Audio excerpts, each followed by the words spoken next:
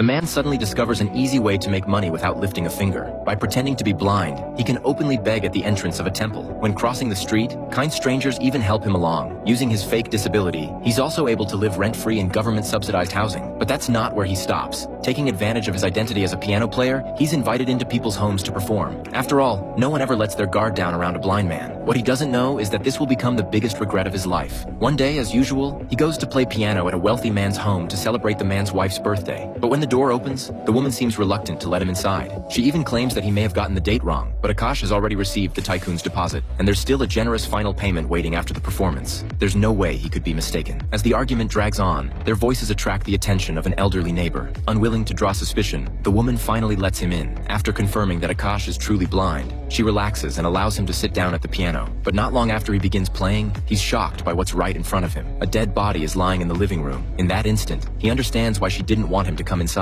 But he can't show panic. He calmly makes an excuse to use the bathroom. As he passes through the living room again, he deliberately steps into spilled red wine to appear more convincingly blind. He hopes the bathroom will give him a moment to steady himself. Instead, it's even more terrifying, because the killer is hiding behind him, holding a gun. Akash is so frightened he barely dares to breathe. One wrong move could expose him and get him killed. Luckily, he stays inside long enough that the man doesn't grow suspicious. When Akash passes through the living room again, he finally realizes the body on the floor belongs to the wealthy man himself. Though panic is tearing him apart inside, he has no choice but to sit down and keep playing the piano. Meanwhile, the woman pretends to call her husband, claiming he'll arrive in 10 minutes. Right in front of Akash, the two of them openly begin disposing of the body. Before long, the man stuffs the corpse into a suitcase, preparing to drag it away and destroy the evidence. The tycoon's wife, Simi, even walks to the front door, trying to create the illusion of welcoming her husband home. She then plays a recording of her husband's voice, pretending to speak with him in front of Akash. After just a few lines, she excuses herself, saying her husband has to step out for urgent business. The man puts on the tycoon's clothes and drags the suitcase out of the house. After leaving the mansion, Akash doesn't go home. Instead, he sits by the roadside, hesitating over whether he should go to the police. The tycoon was a well-known local philanthropist, and whenever he visited the bar where Akash performed, he tipped incredibly generously. Just yesterday, they were laughing and chatting together. Now, the man has been murdered by his own wife. Perhaps fate is pointing him in the right direction. A comment from a nearby lottery vendor pushes him to make up his mind. The vendor asks Akash to help pick a lottery ticket, believing that God favors the blind. After choosing the ticket, Akash finally decides to go to the police and seek justice for the tycoon. When he arrives at the station, Akash tells the officers he wants to report a murder. But the moment the words leave his mouth, he sees the same man who was hiding in the bathroom. And judging by the uniform he's wearing, that man is none other than the police chief.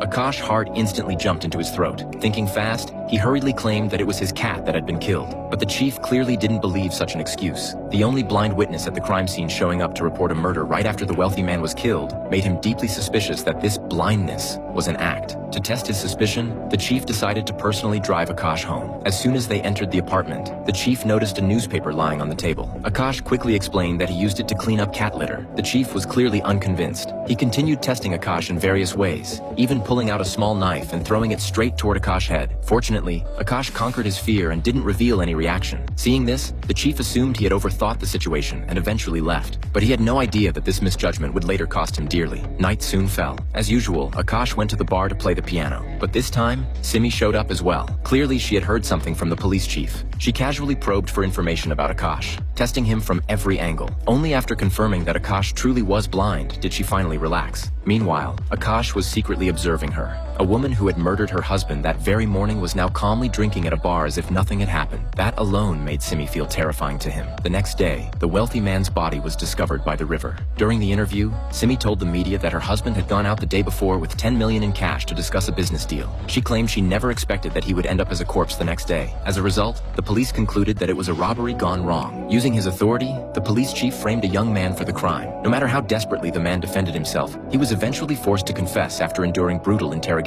Soon after, the police summoned witnesses to confirm the statement. Since Akash was one of the last people to see the victim alive, he was called in to give testimony. As he listened to the fabricated confession being read aloud, he could no longer sit still. In his imagination, he stood up and shouted the truth. But it was only a fantasy. If he spoke out, his fate would likely be no different from the wealthy man's. In the end, he was forced to sign the statement. He thought the case was finally over, but unexpectedly, a turning point soon appeared. At the wealthy man's funeral, Simi recounted what had supposedly happened before his death. What she didn't realize was that during the crime, they had overlooked one crucial witness. After the funeral, the elderly neighbor approached the police. Because she knew one thing for certain, Simi was lying.